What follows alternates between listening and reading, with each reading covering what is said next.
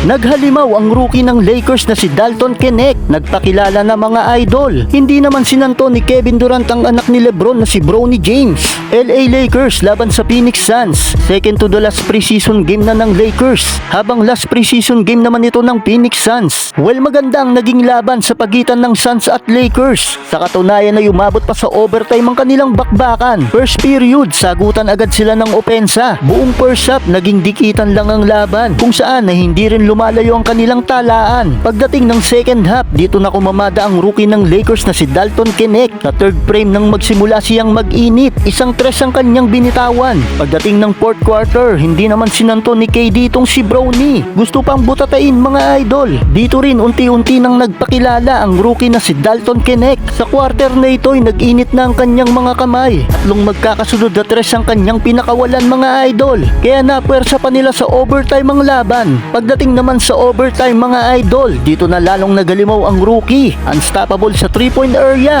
Hindi na makapaniwala ang bench ng Lakers. Well, hindi pa dyan natatapos mga idol. Isang end one play pa ang nagawa ni Dalton Knecht. Sa uli panalo ang Lakers. Final score 128-122. Nagtala ng 35 points, 7 rebounds, 1 assist si Dalton Knecht. Habang 35 points, 10 rebounds, 4 assists din ang naitala ni Anthony Davis.